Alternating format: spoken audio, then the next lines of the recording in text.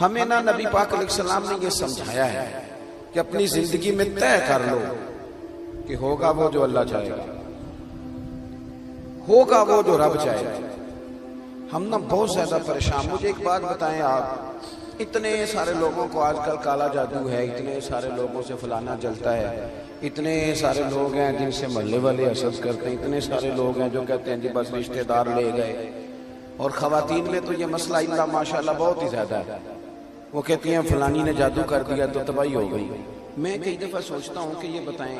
یہ ہو سکتا صحیح ہے؟ میری طرف دیکھو، یہ ہو سکتا ہے رزق میرے حصے کا ہو چلا پڑوسیوں کے گھر جائے؟ ہوتا ہے ایسا؟ یہ کس طرح کی بات ہم کرتے ہیں؟ جادو کے اثرات ہوتے ہیں، لیکن اتنا زیادہ اپنے آپ کو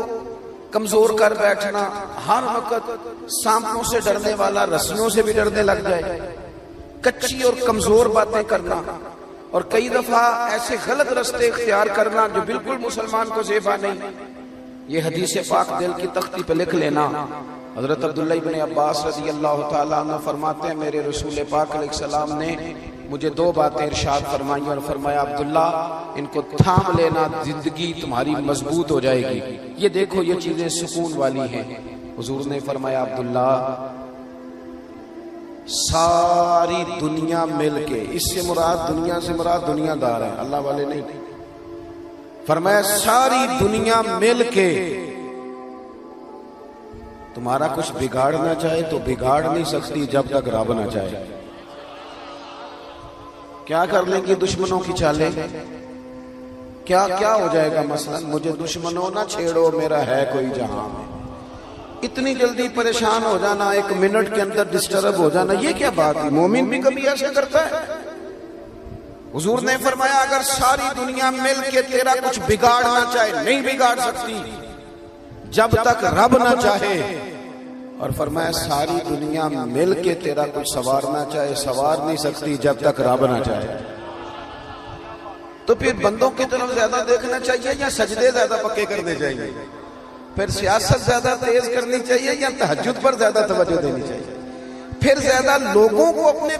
طرف قائل کرنے کی کوشش کرنی چاہیے یا مالک کو زیادہ راضی کرنا چاہیے؟ ہم نے کس طرح کے رستے اختیار کر لیے، کس طرح کی سوچی؟ توکل والی زندگی سکون والی، توکل والی زندگی سکون والی۔ بے صبری بے سکونی کو کہتے ہیں، گھبرا جانا، پریشان ہو جانا، کنفیوز ہو جانا، کبھی کوئی فیصلہ ہی نہ کر سکنا، سویرے کچھ کہنا، شام کو کچھ کہنا، رات کو کچھ کہنا، یہ بے سکونی والی زندگی ہے۔ رسول پاک صلی اللہ علیہ وسلم نے مضبوط باتیں بیان کی، مضبوط۔ حضور نے ہمارا تعلق اللہ سے جوڑا، ہمیں حکم دیا کہ سویرے تم نے نا محنت کے لیے نکلنا ہے،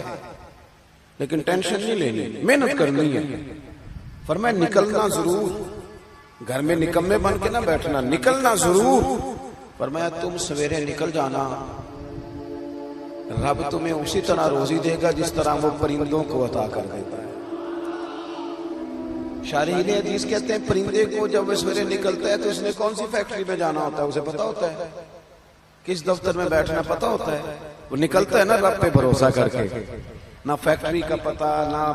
کاروبار کا پتہ، نہ دفتر کا پتہ، نہ ملازمت کا پتہ، نکلا تو ہے نا۔ اٹھ باندھ کمر کیوں ڈرتا ہے، پھر دیکھ خدا کیا کرتا ہے۔ اقبال اپنے بیٹے سے کہنے لگے دیار عشق میں اپنا مقام پیدا کر، تو نیا زمانہ نئے صبح و شام پیدا کر،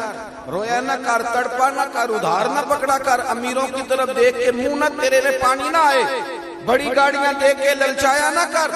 اقبال کہنے لگے میرا طریق امیری نہیں فقیری ہے، خود ہی نہ بیچ غریبی میں نام پیدا کر،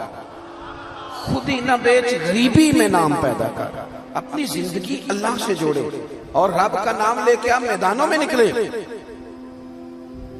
اس سے بڑا بھی کوئی طاقتور ہوگا جس کا مددگار اللہ ہو،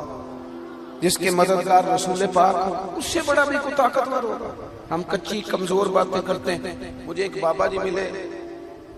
کچھ عرصہ پہلے، تو مزہ آ گیا ان کی بات کا۔ ان سے میں نے کہا کہ ماشاءاللہ آپ کے 4-5 بچے ہیں۔ وہ بعض بزرگوں کو میں نے دیکھا ہے وہ پریشان ہو جاتے ہیں، بچہ بات نہیں مانتا، میں تو روگی ہو گیا ہوں، دکھی، رو پڑتے ہیں بات سناتے ہیں۔ ایک بزرگ مجھے ملے دیسی سے سادے سے،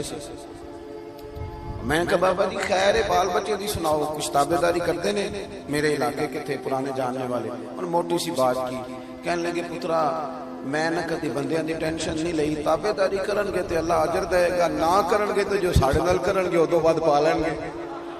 اتنا الجھنے کی کیا ضرورت ہے اتنا زیادہ پریشان ہو جانا وہ بعض خواتین ہیں وہ کہتی ہیں جی خامد نہیں سنتا تو میں نے کہا خامد کے ذمہ آپ کے حقوق ہیں آپ توجہ کریں لیکن اتنا زیادہ ڈیپینڈ نہیں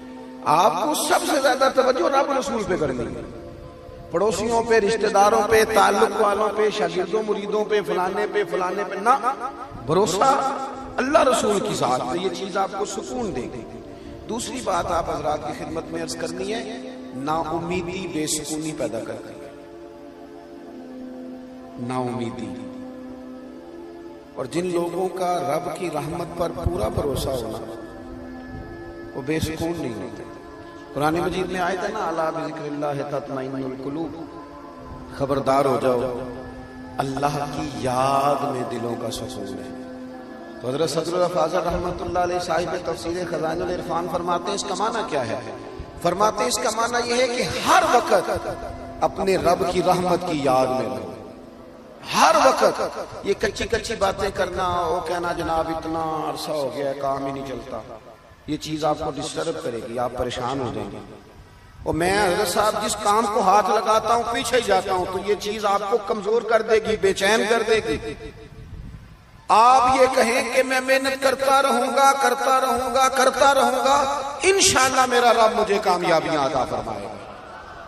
ہر وقت اگر کمزور باتیں ایک بندہ بیمار ہے وہ ہمارے یہاں کچھ لوگ تیمارداری بھی کرنے جاتے ہیں تو وہ ذرا ڈبل بیمار کر آتے ہیں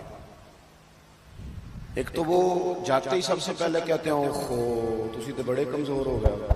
چلے وہ بیچارہ پہلے بیمار تھا اور حال خراب کر دیا پھر دوسرا جو بھی تیمارداری کرنے جاتا ہے ناراض تو نہیں ہو جائیں گے آپ لوگ چلو میں ویسے بھی کدوں تہاڈی پہ گل کرنا میں تے ہورے کی دی پہ کرنا کچھ لوگ جاتے ہیں نا تیمارداری کرنے تو ایک نسخہ بھی ساتھ لے کے جاتے ہیں زبردستی کہتے ہیں میں کھاتا سے مینوں آرام آیا سی تم ہی کھا اور کچھ تو بنا کے لے آتے ہیں اور کئی تو ایسے ہوتے کہتے ہیں لاؤ پانی کے گلاس ایک خوراک کھاؤ میرے سامنے او بھائی آپ مہربانی کریں آپ جب تک کسی شعبے کے اندر مہارت نہیں رکھتے اتنی دیر تک آپ اس طرح کے کام نہ کریں آپ کبھی ڈاکٹر کے پاس دوائی لینے جاتے ہیں تو وہ سب سے پہلے نا ایک کونے پہ لکھتا ہے کہ آپ کو شوگر تو نہیں آپ کو بلڈ پریشر تو نہیں پھر وہ دیکھتا ہے کہ آپ کسی اور مرض میں مبتلا تو نہیں اس حساب سے وہ نسخہ بناتا ہے تاکہ کسی جگہ کوئی چیز ایسا اثر نہ ڈال جائے جو تکلیف کا باعث اور جو نسخہ لے کے آیا اس میں کوئی شے بھی نہیں پوچھی وہ بس یہی بتایا جاتا ہے کہ میں نے کھایا تھا تو اللہ کے رسول صلی اللہ علیہ وسلم کا طریقہ یہ تھا کہ جو بندہ پوری طرح کمزور پڑ جاتا نا حضور جب جاتے نا تیمارداری کرنے تو بس تیری ایک نظر